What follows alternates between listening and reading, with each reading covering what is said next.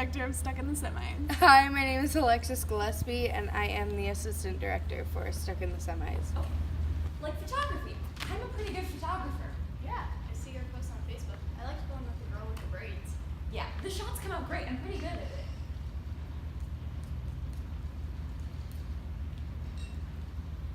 Yeah.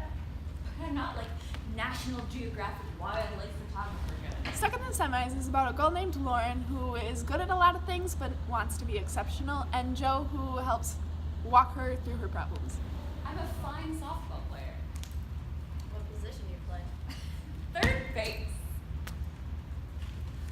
Bet you have a rocket of an arm. That's right, I'm good.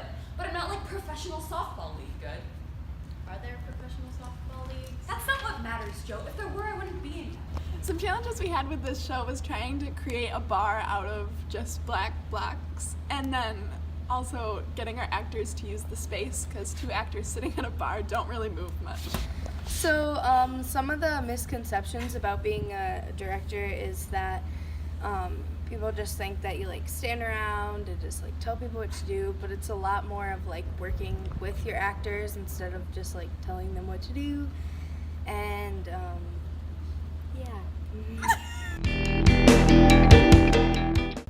Hi, my name is Samantha Carpenter, and I'm the director of I Wake Up Looking This Good. Hi, I'm Caitlin Colangelo, and I'm assistant director of I Wake Up Looking This Good. Well, Miss Medusa, I'm not an invalid, whatever you call me. I just wasn't expecting a convocation. You mean a conversation? Right. No conversation. You were coming here to kill me in my sleep. Well, I mean, I didn't want to face you awake. You were afraid my face would petrify you? Yeah, or worse, turn me to stone. Now see, I was wrong to call you an imbecile.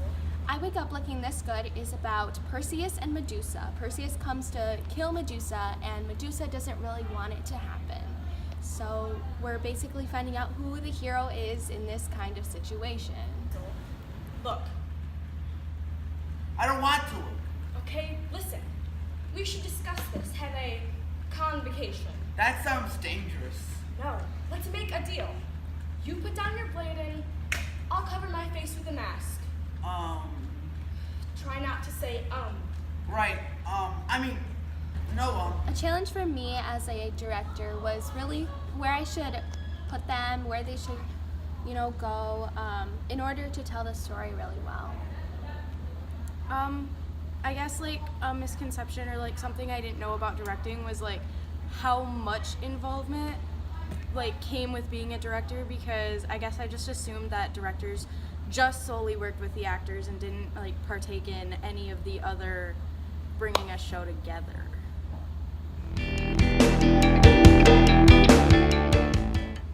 Hi, my name is Amelia Rumler, and I was the director of What Are You, Are You? Hi, I'm Aurelio Delgado, and I'm the assistant director of What Are You, Are You? Branding? Branding? Are you a marketing person? I didn't know that. No, I'm not. I'm working on my brand. Your brand? A brand for me?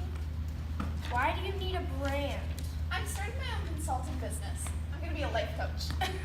You're going to be a life coach. Yeah. You can start it's to like work. a Go dream. What Would Are You, Are You is about a girl who is really trying to figure out what kind of person she wants to be. So she tries to take these quizzes online that tells her that. So she's at a coffee shop, and the worker at the coffee shop comes over and tries to help her with what she's trying to do. Need some sort of bird in it. Why a bird? Well, I was taking the What is your spirit animal quiz, and it told me I was a South African guinea fowl. And then I took the What famous singer are you quiz, and it told me I was Sheryl Crow. And then I took the What North American bird are you, and it told me I was an eastern goldfinch. See? All birds. Well, you know that last quiz had to give you a bird, right? Sure, but all three? Sheryl Crow isn't actually a bird. I know that, not Kevin. I'm not insane. Veronica, these quizzes aren't written by psychologists. They're just written by people with way too much time on their hands. You don't have to have a degree in something to have some skill at What it. I thought was challenging about being a director is giving notes, because I didn't want the actors I didn't want to make them feel like they were doing something wrong, but I did want to tell them what I thought that they could improve on.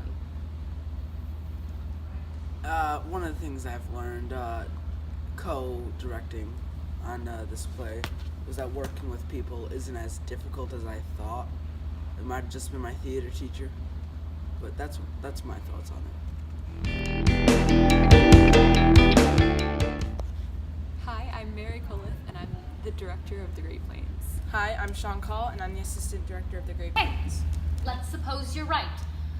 For what president do you want to name our airport? My first idea was to name it after Kennedy. I figured if it would work in New York, it would work here too. You can't have two airports with the same name.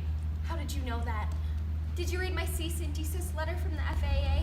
So our show is the story between two sisters, Lily and Camille, and Lily is struggling with not wanting to be forgotten and to make a change in her community to better herself. So that comes through in a lot of wacky ways, including her plan to change the name of the airport. I want people to remember Lily as a woman who did something. I want my obituary to list all my great accomplishments and not just say she is overrun by her apathetic sister, Camille. Lily, are you dying? Yes. Oh my god. What? You're dying. Well, so are you. We all are. It's just proceeding slowly. Oh, you suck. I know. And that's what I'm trying to change. I figure if I can make a change in my community, then I've made a change in me. Wow, that's actually kind of, I don't know, noble. Join me at a rally today, Camille. About the airport thing? We can at least get people talking. During the show, like rehearsal and stuff, we were blessed with a really amazing cast. So honestly, some of the hardest parts were finding notes to keep improving, because I found myself really liking what the cast is bringing to the table. So yeah. A misconception I had was that going into this, we would all have the same visions about how the show would work out, but in reality, we all had different thoughts and ideas, and in the end, we all compiled them together and made a great show. Hello, I'm Emma Massey, the director of Extension. And I'm Chloe Kruger, the assistant director of Extension. Awaiting my arrival, Jack. What service can I provide? I need an extension. An extension? The paper on Wells. I'll have it to you the day after tomorrow. Certainly not. I will. Jack, I'm not distrustful of your intentions. I'm denying your premise. You may not submit it 2 days hence. The assignment is due in the present. More specifically, it was due when the lecture ended, 20 minutes ago.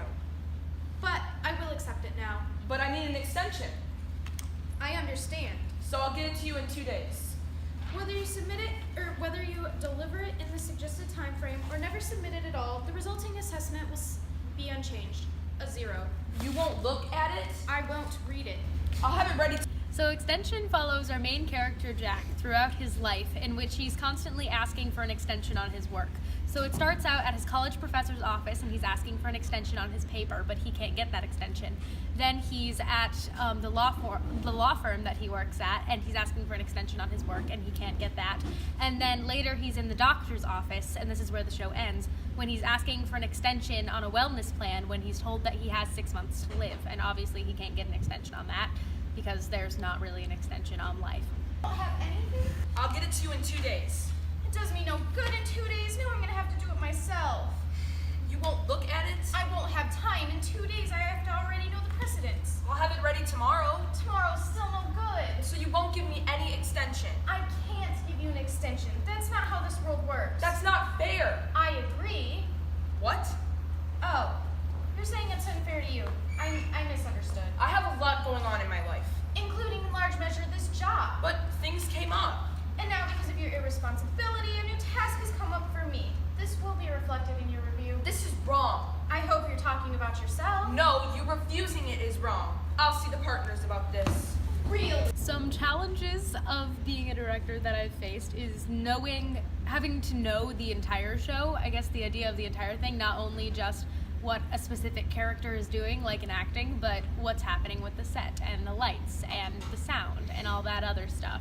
And also, sometimes it's hard to be collaborative when you have your own idea and you're very straight-laced, but everyone else around you also has amazing ideas, and sometimes it's hard to open up and be open to it, but once you are, it's awesome. One misconception I've had about directing is that it's not just what the director wants, it's about what everyone wants to make the show.